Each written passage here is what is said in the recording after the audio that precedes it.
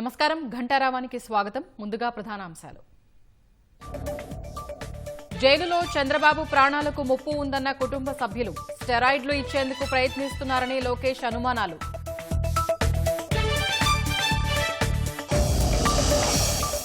Chandrababu quash పిటిషన్ల విచారణ మంగళవారానికి వాయిదా. Skill కేసులో సెక్షన్ 17A వర్తించదని రోహత్గి వాదనలు.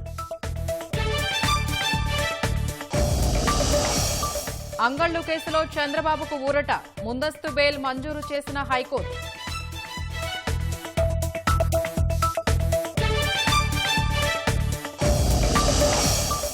ఆరోగ్య సురక్ష సేవలపై ప్రజలు సంతృప్తి చెందాలన్న సీఎం జగన్. ఆరోగ్యశ్రీ చికిత్సలకు వెళ్లే రోగులకు ప్రయాణ ఖర్చులు ఇవ్వాలని ఆదేశం.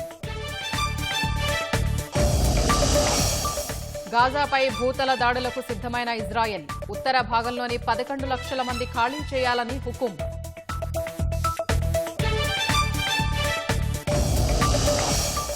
వివాదాలు, ఘర్షణలు ప్రపంచానికి మంచిది కాదన్న ప్రధాని మోదీ. శాంతి, సోదరభావంతో దేశాలు ముందడుగు వేయాలని పిలుపు.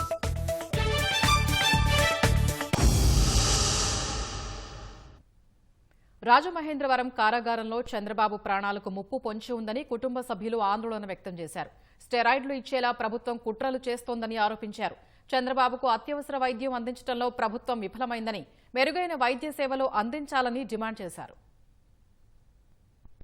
రాజమహేంద్రవరం జైలులో స్కిన్ అలర్జీతో బాధపడుతున్న చంద్రబాబు ఆరోగ్య పరిస్థితిపై ఆయన కుటుంబ సభ్యులు తీవ్ర ఆందోళన వ్యక్తం చేస్తున్నారు. జైలులో తీవ్ర ఎండ, వేడికి ఆయన డీహైడ్రేషన్కు గురవ్వడమే గాక అలర్జీ బారిన పడడం వెనుక కుట్ర దాగి ఉందని వారు ఆరోపించారు. చంద్రబాబు ప్రాణాలకు ముప్పు కలిగించేందుకు, ఆయనపై స్టెరాయిడ్లు ప్రయోగించేందుకు ప్రభుత్వం యత్నిస్తోందని లోకేష్ అన్నారు. ప్రభుత్వ వైద్యులు, జైలు యంత్రాంగం వాస్తవాలు దాచిపెడుతున్నారని అనుమానం వ్యక్తం చేశారు. చంద్రబాబుకు ఏదైనా హాని జరిగితే జగనే బాధ్యత వహించాల్సి ఉంటుందని లోకేష్ హెచ్చరించారు. చంద్రబాబు ప్రాణాల పట్ల దురుద్దేశంతో కుట్రలు పన్నుతున్నారని, తగినంత భద్రత కూడా లేక ప్రమాదంలో ఉన్నారని ఆందోళన వ్యక్తం చేశారు. దోమలు, కలుషిత నీటితో చంద్రబాబు భయంకరమైన పరిస్థితులు ఎదుర్కొంటున్నారని, ఇన్ఫెక్షన్, అలర్జీతో బాధపడుతున్నారని లోకేష్ ఆవేదన వ్యక్తం చేశారు. చంద్రబాబు ఆరోగ్యంపై భార్య భువనేశ్వరి, కోడలు బ్రాహ్మణి ఆందోళన వ్యక్తం చేశారు. ఇప్పటికే ఆయన 5 కిలోల బరువు తగ్గారని, ఇంకా తగ్గితే కిడ్నీలపై దుష్ప్రభావం చూపుతుందని భయాందోళన చెందుతున్నారు. చంద్రబాబుకు అత్యవసర వైద్యం అందించడంలో ప్రభుత్వం విఫలమైందని భువనేశ్వరి ఆరోపించారు. జైలులో సకాలంలో వైద్యం అందడం లేదన్నారు. జైలు ఓవర్ హెడ్ నీళ్ల ట్యాంకులు అపరిశుభ్రంగా ఉన్నాయని, దీనివల్ల చంద్రబాబు ఆరోగ్యానికి తీవ్ర ముప్పు వాటిల్లుతోందని ఆరోపించారు. జైలులోని అపరిశుభ్ర పరిస్థితులు చంద్రబాబు ఆరోగ్యంపై తీవ్ర ప్రభావం చూపుతున్నాయని బ్రాహ్మణి అన్నారు. చంద్రబాబుకు తక్షణ వైద్య సహాయం అవసరమని, సకాలంలో వైద్య సేవలు అందడం లేదని ఆగ్రహం వ్యక్తం చేశారు. చంద్రబాబు ఆరోగ్యంతో జగన్ చెలగాటమాడుతున్నారని నందమూరి బాలకృష్ణ మండిపడ్డారు. అక్రమ కేసులతో జైలుపాలు చేసినా పగ చల్లాలలేదా అని ప్రశ్నించారు. తప్పుడు వైద్య నివేదికలిచ్చి ఎవర్ని భయపెడదామని అనుకుంటున్నారని నిలదీశారు. చంద్రబాబును ఎయిమ్స్ వంటి సూపర్ స్పెషాలిటీ ఆసుపత్రిలో చేర్పించి వైద్యం అందించాలని డిమాండ్ చేశారు.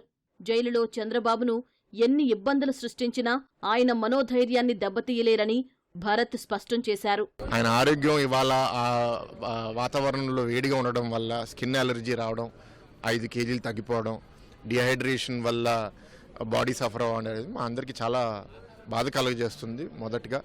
అండ్ ఇంకోటి కూడా, ప్రభుత్వం ఏంటి అంటే ఇలాంటి ఒక సీనియర్ నాయకు ఇలాంటి పరిస్థితి తీసుకొచ్చి ఆయనకి ఏం జరిగినా సరే తప్పనిసరిగా 100% బాధ్యత ప్రభుత్వం మీదే పడుతుంది, వైఎస్ఆర్సీపీ మీదే పడుతుంది.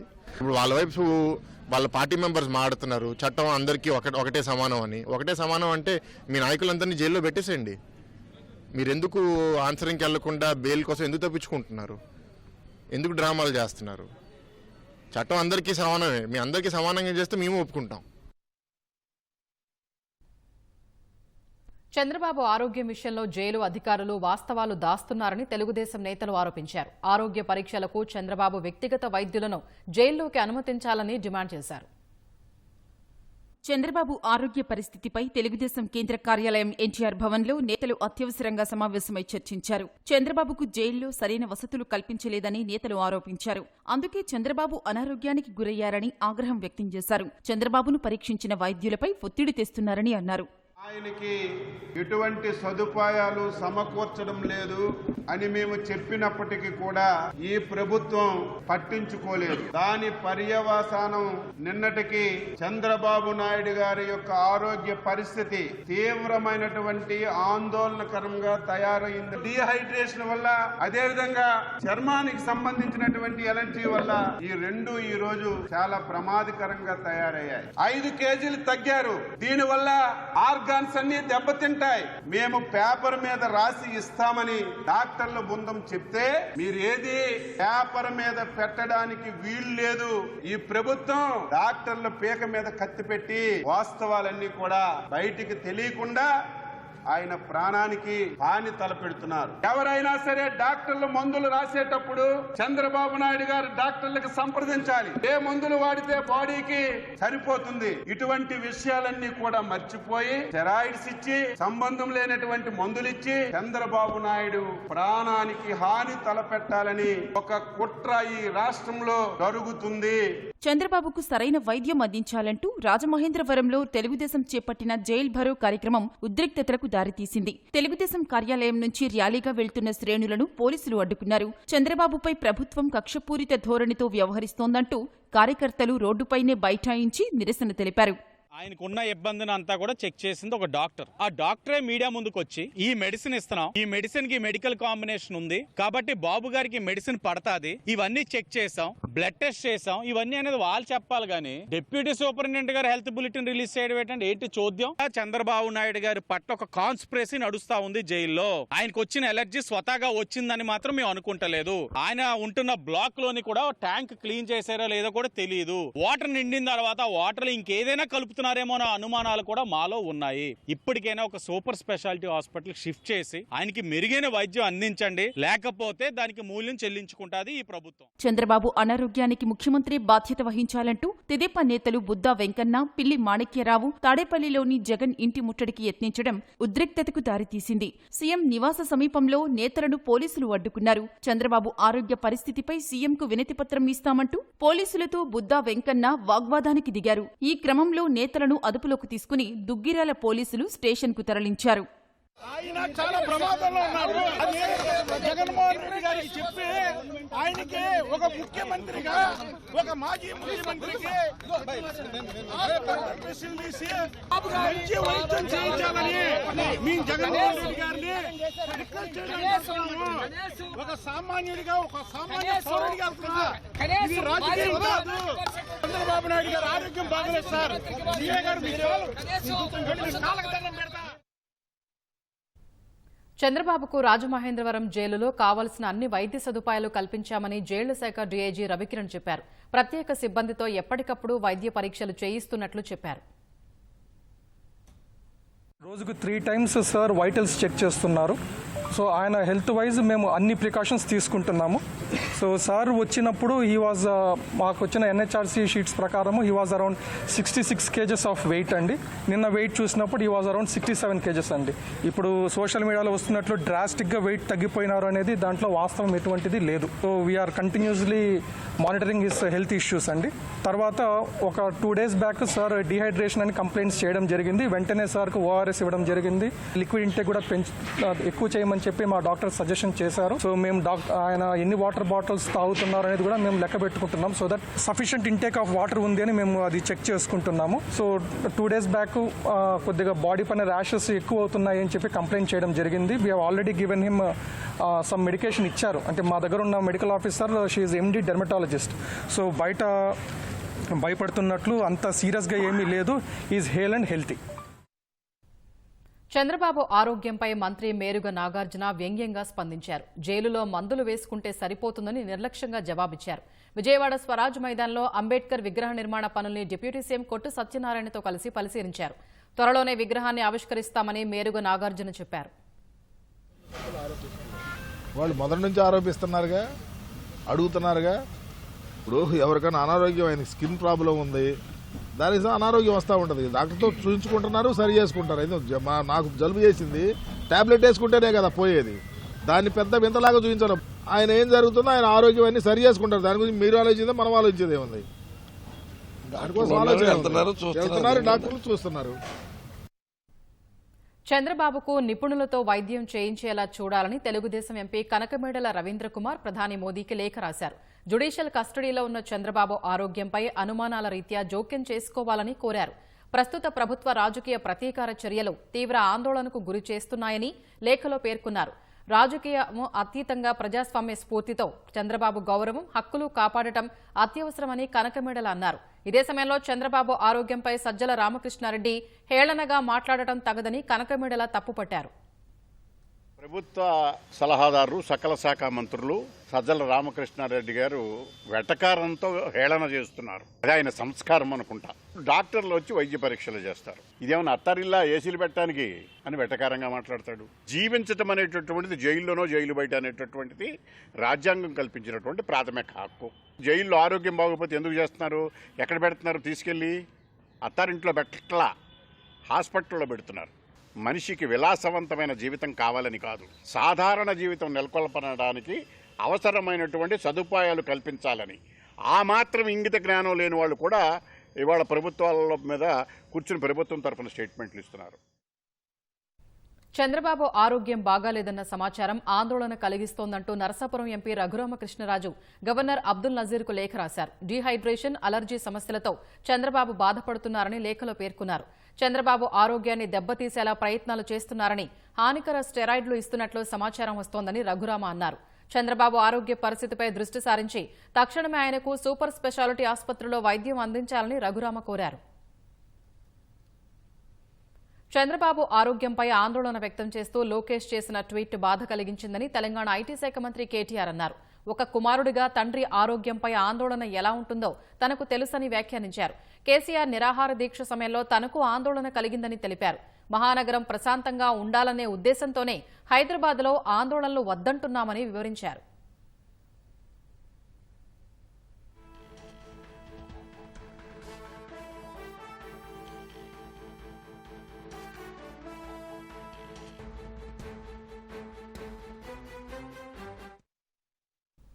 స్కిల్ డెవలప్మెంట్ కేసుకు సంబంధించి చంద్రబాబు క్వాష్ పిటిషన్పై సుప్రీంకోర్టులో విచారణ మంగళవారానికి వాయిదా పడింది.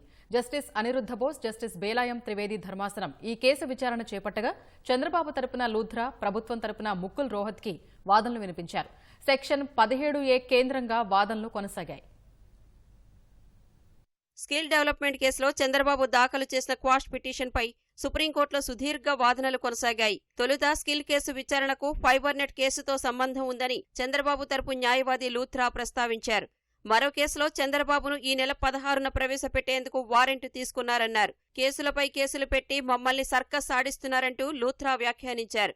ఇక్కడ కూడా 17Aను ఛాలెంజ్ చేస్తున్నారా అని లూథ్రాను జస్టిస్ త్రివేది ప్రశ్నించారు. అవును అని సమాధానమిచ్చిన లూథ్రా 17A ప్రతి చోట వర్తిస్తుందని తెలిపారు. ఎఫ్ఐఆర్ రద్దు చేయాలన్న అంశంపై ఎంసీ గుప్తా కేసును ప్రభుత్వం తరపు న్యాయవాది ముకుల్ రోహత్గి ప్రస్తావించారు. చట్టాన్ని రద్దు చేసినా వెనక్కి తీసుకున్నప్పటికీ నేరం జరిగినప్పటి చట్టమే వర్తిస్తుందని వాదించారు. కొత్త చట్టం అమల్లోకి రాకముందే నేరం జరిగింది కాబట్టి సవరణ చట్టం ఈ కేసుకు వర్తించదన్నారు. అసలు ఎంక్వైరీ విషయంలోనే నిరోధం ఉన్నప్పుడు కేసులు ఎలా ఫైల్ చేస్తారని జస్టిస్ బోస్ ఈ సందర్భంగా ప్రశ్నించారు. పోలీస్ అధికారికి కేసు నమోదు చేసే అధికారమే లేనప్పుడు కేసు ఎలా నమోదు చేస్తారని అడిగారు. స్పందించిన రోహత్గి అధికార విధుల నిర్వహణ ముసుగులో అవినీతికి పాల్పడే పరిస్థితి ఉండకూడదు కదా అని బదులిచ్చారు. అయితే చట్ట సవరణ తర్వాత ఎఫ్ఐఆర్ నమోదు చేశారు, కేసు పాతదే అంటారు, అంతేనా అని జస్టిస్ త్రివేది ప్రశ్నించారు. చట్ట సవరణ ముందు కేసు కాబట్టే 17A వర్తించదని తన వాదనని రోహత్గి పునరుద్ఘాటించారు. 17A అన్నది అవినీతికి రక్షణ కాకూడదన్నారు. పోలీసు అధికారులకు విచారణ జరిపే అవకాశం దొరకని పరిస్థితి ఏర్పడిందన్న రోహత్గి వరుసగా కోర్టు తర్వాత మరో కోర్టుకు రావడం మూలంగా పోలీసు విచారణకు విఘాతం కలుగుతుందన్నారు. పిటిషనర్ తన ప్రమేయం లేదంటున్నారు, ఎస్ఎల్పీ మీద మీరేమంటారు అని జస్టిస్ బోస్ రోహత్గిని ప్రశ్నించారు. స్పందించిన రోహత్గి నేరమే చేయనప్పుడు ఎస్ఎల్పీ ఎందుకు వేశారన్నారు. అధికారుల విధుల నిర్వహణలో భాగంగా ఈ నిర్ణయం తీసుకున్నానని పిటిషనర్ అన్నప్పుడు సెక్షన్ 17A వర్తిస్తుందన్నారు. నిర్ణయంలో తన ప్రమేయం లేనప్పుడు 17A ఎలా వర్తిస్తుందని రోహత్గి వాదించారు. 2018 మే 14, జూన్ 6 తేదీల్లో ఉన్న పత్రాలను హైకోర్టు ముందుంచామని రోహత్గి తెలిపారు. ఈ పత్రాల ఆధారంగా అప్పటికే విచారణ ప్రారంభమైనట్లు హైకోర్టుకు నివేదించామన్నారు. తమ వాదనలను ఏపీ హైకోర్టు ఆమోదించిందని తెలిపారు.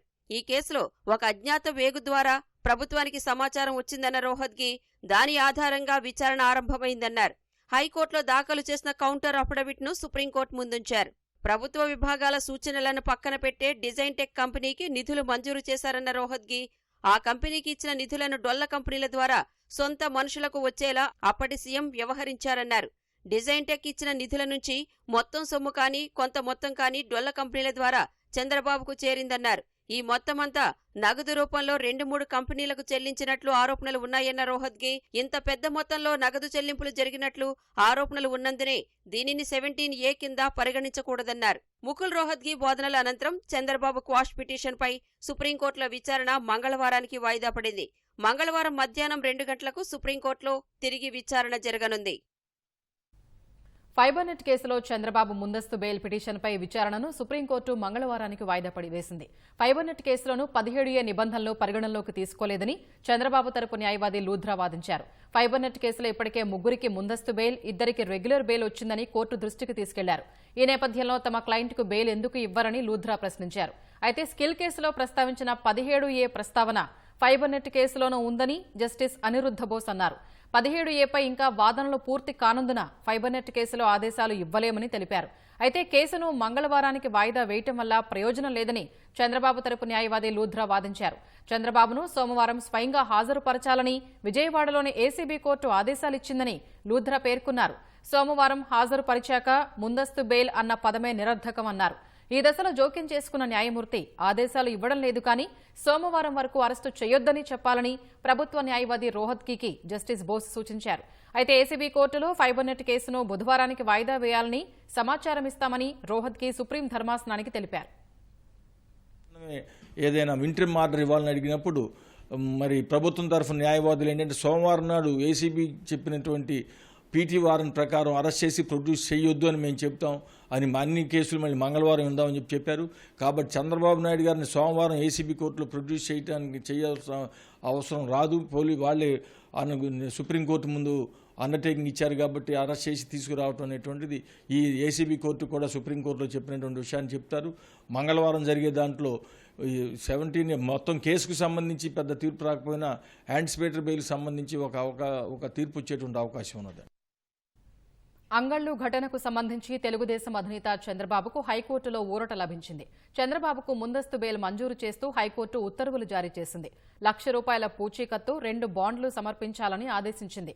అంగళ్లులో చంద్రబాబుపైనే రాళ్లదాడి జరిగిందని, ఎన్ఎస్జీ గార్డ్స్ ఆయన్ను కాపాడారని చంద్రబాబు తరపు న్యాయవాదులు కోర్టుకు తెలిపారు. ఇందుకు సంబంధించి సాక్ష్యాలను సమర్పించారు. చంద్రబాబును వేధించడానికే హత్యాయత్నం కేసు పెట్టారని వివరించారు. ఇదే కేసులో అరెస్టు చేసిన వారందరికీ ఇప్పటికే బెయిల్ వచ్చిందని కోర్టు దృష్టికి తీసుకువెళ్లారు. అంగళ్లులో దాడికి చంద్రబాబు వ్యాఖ్యలే కారణమని సీఐడీ వాదించింది. ఇరుపక్షాల వాదనలు విన్న కోర్టు చంద్రబాబుకు ముందస్తు బెయిల్ మంజూరు చేస్తూ ఉత్తర్వులిచ్చింది. కోడికత్తి కేసు నిందితుడు శ్రీనివాస్కు ఈ నెల 27 వరకు విశాఖలోని ఎన్ఐఏ కోర్టు రిమాండ్ పొడిగించింది. నిందితుడు శ్రీనివాస్ను పోలీసులు కోర్టులో హాజరుపరిచారు. ఈ సందర్భంగా న్యాయవాదితో పోలీసులు మాట్లాడనీయడం లేదని, ఇబ్బంది పెడుతున్నారని జడ్జి ముందు శ్రీనివాస్ ఆవేదన వ్యక్తం చేశారు. మరోవైపు కోడికత్తి కేసులో లోతైన దర్యాప్తు చేయాలన్న జగన్ పిటిషన్పై విచారణను హైకోర్టు ఈ నెల 17కు వాయిదా వేసింది. పిటిషన్కు నెంబర్ కేటాయించాలని రిజిస్ట్రీని హైకోర్టు ఆదేశించింది.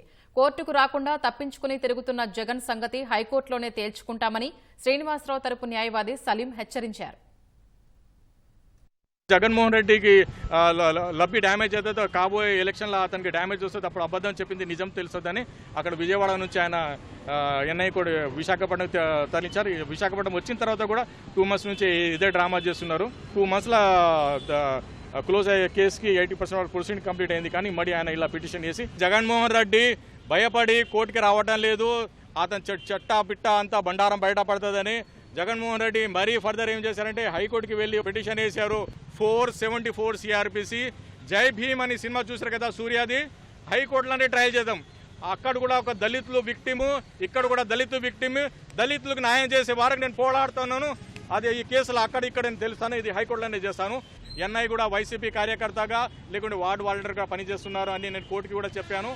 ఆ మాట కూడా నేను హైకోర్టులో కూడా చెప్తాను. శ్రీనివాస్ ఎలాగా త్వరగా విచారణ చేయండి అని చెప్పేసి జడ్జి గారికి లేఖ రాశాడండి.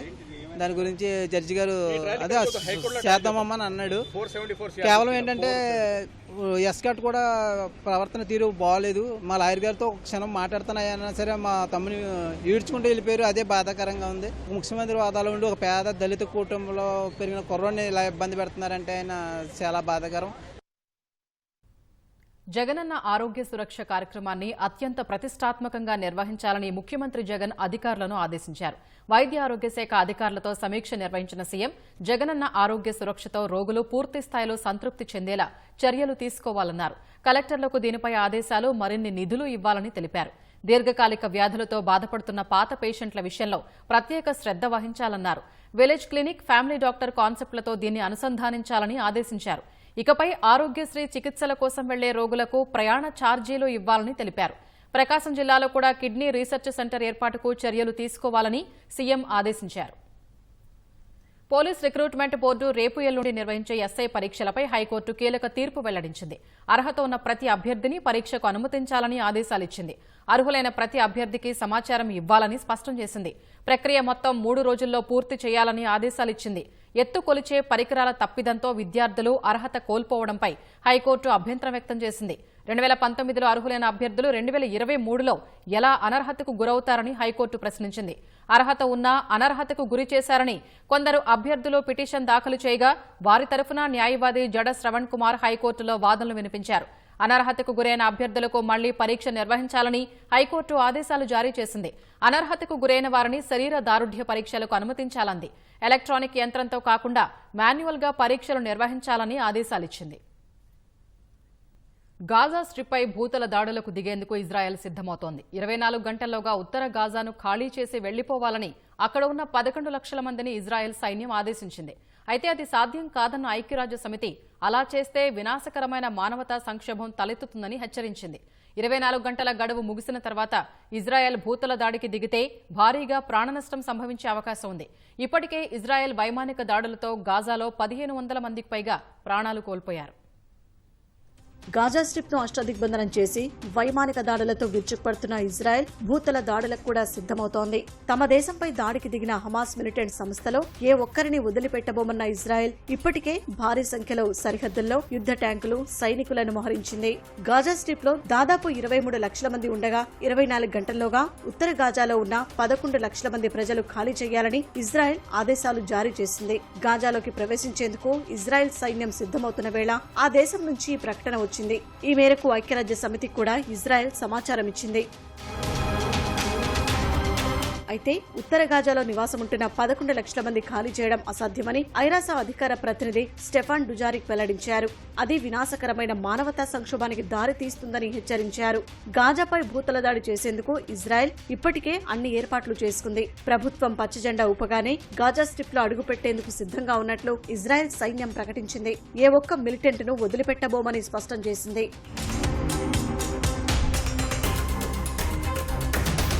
మరోవైపు గాజాలో పూర్తిగా విద్యుత్ సరఫరా నిలిచిపోవడంతో బుధవారం రాత్రంతా ప్రజలు చీకట్లోనే గడిపారు. గురువారం బేకరీలో, కిరాణా దుకాణాల ఎదుట ఆహారం కోసం క్యూ కట్టారు. కొద్దిసేపట్లోనే దుకాణాల్లో అన్నీ నిండుకున్నాయి. ఇజ్రాయెల్ ఆహారం, ఇంధనం, విద్యుత్ నిలిపేయడంతో గాజాలో ప్రజలు ఆకలికి అలమటించి చనిపోతారేమోనని ఆందోళనను అంతర్జాతీయ సహాయక బృందాలు వ్యక్తం చేశాయి. ఈజిప్ట్ సరిహద్దు కూడా మూసి ఉండటంతో వారికి మరో దారి లేదని పేర్కొన్నాయి. ఇజ్రాయెల్ బాంబు దాడులతో విరుచుకుపడుతుండటంతో తమ సామగ్రిని తీసుకుని సురక్షిత ప్రాంతం కోసం గాజా వాసులు వీధుల్లో పరిగెత్తుతున్నారు. లక్షల మంది ప్రజలు ఐక్యరాజ్య సమితి నడుపుతున్న షెల్టర్లలోకి పోటెత్తుతున్నారు. విద్యుత్ సరఫరా లేకపోవడంతో ఆసుపత్రుల్లో అంధకారం నెలకొంది. డయాలసిస్ ను ఆపేశామని, కొత్తగా పుట్టే బిడ్డలకు, చికిత్స పొందుతున్న వృద్ధులకు ప్రమాదం పొంచి ఉందని రెడ్ క్రాస్ ప్రతినిధి తెలిపారు. బందీలను విడిచిపెట్టేదాకా గాజాకు విద్యుత్ సరఫరాను పునరుద్ధరించేది లేదని ఇజ్రాయెల్ తేల్చి చెప్పింది. కనీసం నీరు కూడా అందించమని తెలిపింది. ప్రస్తుత కాలంలో వివాదాలు, ఘర్షణలు ప్రపంచానికి మంచిది కాదని ప్రధాని మోదీ అన్నారు. ప్రజలు కేంద్రంగా శాంతి, సోదరభావంతో ప్రపంచ దేశాలు ముందడుగు వేయాలని ఆయన సూచించారు. ఢిల్లీలో G20 పార్లమెంటరీ స్పీకర్ల సదస్సును ఉద్దేశించి ప్రారంభోపన్యాసం చేసిన ప్రధాని మోదీ ఇజ్రాయెల్, గాజా మధ్య యుద్ధం పట్ల పరోక్షంగా ఆందోళన వ్యక్తం చేశారు. ఇదే సమయంలో ఉగ్రవాదం ఏ రూపంలో ఉన్నా ఉపేక్షించడానికి వీల్లేదని ఆయన తేల్చి చెప్పారు. కొన్ని దశాబ్దాలుగా సీమాంతర ఉగ్రవాదంతో భారత్ అనేక సమస్యలు ఎదుర్కొంటున్నట్లు ప్రధాని గుర్తు చేశారు. 20 ఏళ్ల క్రితం భారత పార్లమెంటుపైనే ముష్కర మూకలు దాడికి తెగబడినట్లు వివరించారు. ఉగ్రదాడుల్లో ఎంతో మంది అమాయకులు ప్రాణాలు కోల్పోయినట్లు పేర్కొన్నారు. ప్రస్తుతం ప్రపంచానికి ఉగ్రవాదమే అతిపెద్ద సవాలు అనే విషయాన్ని అంతా గుర్తిస్తున్నారని తెలిపారు. दुनिया के अलग कोनों में जो कुछ भी घट रहा है उससे आज कोई भी अछूता नहीं है. कॉन्फ्लिक्ट्स और कन्फ्रंट्रेशन से आज दुनिया संकटों से जूझ रही है.